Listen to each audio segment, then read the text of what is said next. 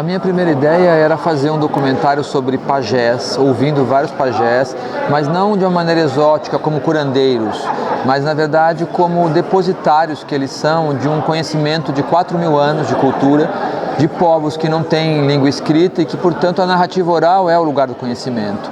Então eles são sacerdotes, mas eles também são cientistas. Eles são, vamos dizer, os doutores da Sorbonne, da floresta. Então meu projeto era esse. Quando eu iniciei o projeto procurando alguns pajés, eu encontrei o Perpera, que se declarou ex-pajé.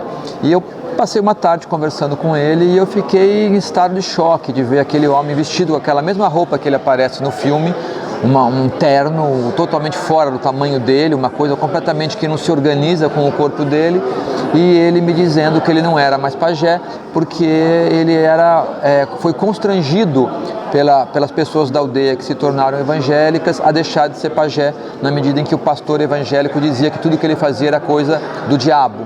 Mas ao mesmo tempo ele me contava que à noite ele não podia dormir de noite porque os espíritos da floresta estavam bravos com ele, porque ele não rezava mais, nem tocava mais as flautas mágicas e nem cantava mais as canções dos espíritos e que batiam nele de noite. Então eu vi uma alma em profundo conflito, num imenso estado de sofrimento, né? Vi a história da América, de 500 anos de América acontecendo dentro daquele homem e me apaixonei pela história e resolvi fazer um filme não sobre vários pajés falando sobre o seu conhecimento, mas focar no conflito do que é um pajé dos dias de hoje, vivendo essa violência extrema e dividido nesse universo.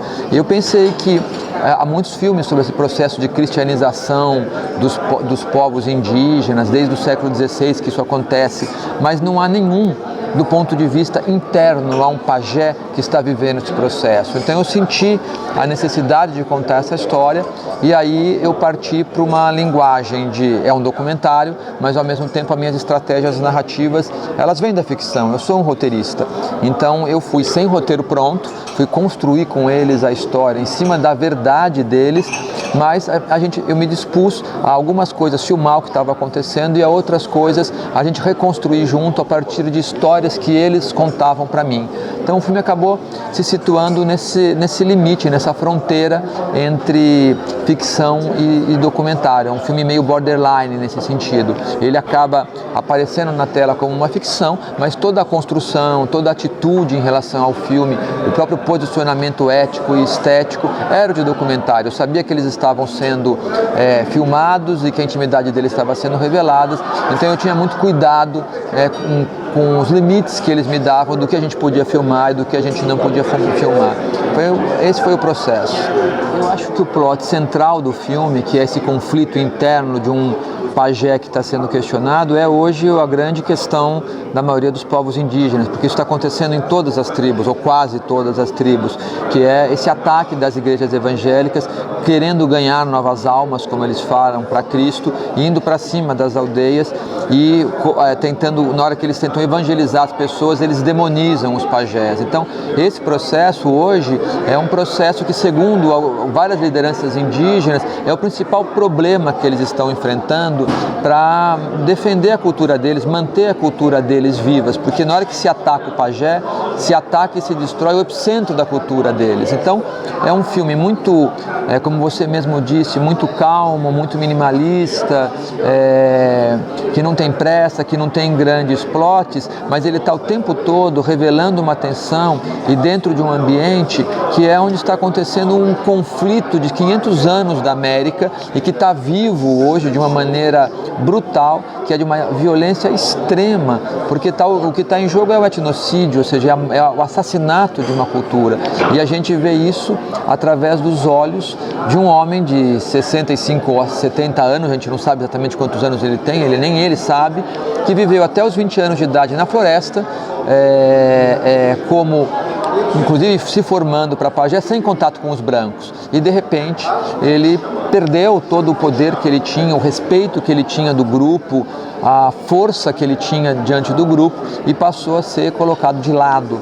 E é esse conflito que se traduz como o fio narrativo do filme, mas que por trás dele está uma questão central, da questão não só antropológica, da questão econômica, social, da questão existencial da América.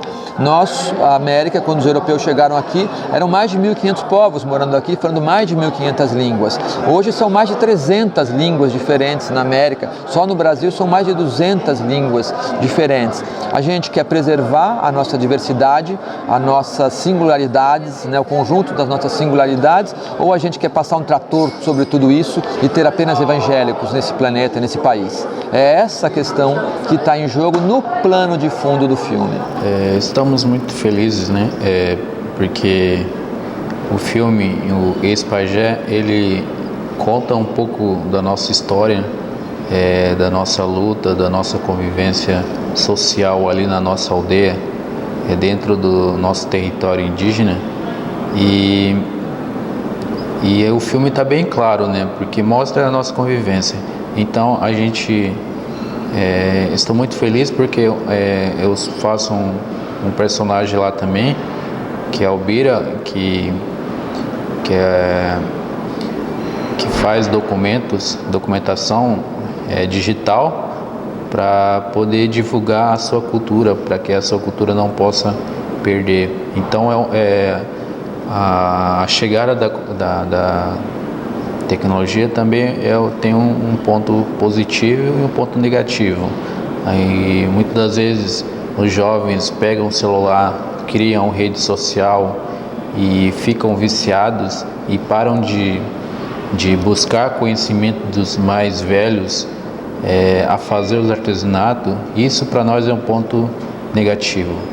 E um ponto positivo é o que a gente tenta fazer, que é registrar os rituais, as festas tradicionais e criar um conteúdo, um material didático para as escolas, como por exemplo as festas, filmar como as mulheres indígenas fazem seus artesanatos. Então a gente guarda esse material, disponibiliza para a aldeia, para que as crianças possam assistir e ver os passos a passo de como fazer o artesanato. Então, isso é o ponto positivo da tecnologia, porque até é uma questão de consciência, né? Porque a tecnologia em si, para nós é muito importante, assim, mas o ponto negativo é como a pessoa vai usar. Então nós temos reunido com jovens indígenas da minha aldeia para que a gente possa tentar o máximo possível utilizar as novas tecnologias a nosso favor, gravando, denunciando a invasão da nossa terra por madeireiros, pescadores, e utilizando a rede social não só para fazer novas amizades, conhecer pessoas de outros países, mas sim divulgar através dessas redes a nossa luta. Então, para que as pessoas possam ver de verdade a nossa realidade, porque muitas das vezes os não indígenas têm uma visão preconceituosa sobre os índios por não conhecer a realidade. Então, as pessoas que começam a assistir e ver de perto como é a realidade nossa, talvez possam ter uma consciência antes de falar sobre o indígena.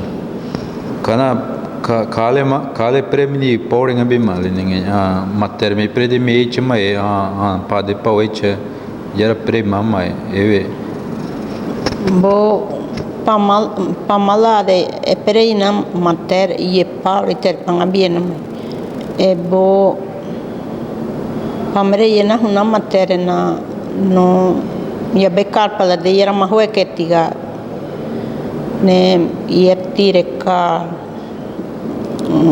ia tirekar ariha me manga mapimai palu predena huna matere na ngaraka habam bo padina eve maunterena pamayera tempa jetikena bo ye jate palena paladila na tigina po ye jate padina ye manga pala mai re kate paladina mangai na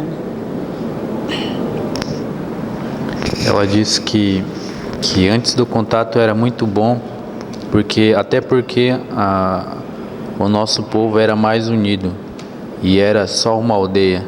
Então as pessoas viviam em comunhão, realizava festas tradicionais praticamente toda semana e não existia individualismo. E era tudo, as pessoas faziam xixa, que é uma bebida tradicional nossa, para a gente comemorar e fazer a celebração, convocando os espíritos para proteger o nosso povo. Então, por meio de dança, música, e a vida era muito boa. Atualmente, nós precisamos de remédios, precisamos de roupa, precisamos comprar eletromóveis, assim como todo cidadão pagamos nossos impostos. Então são as coisas que com contato veio. Então não precisávamos desmatar desmatar para produzir apenas as roças tradicionais, que eram apenas para subsistência. Então, e isso ela lembra que era muito boa, que hoje não existe. Existe, mas não é muito bom.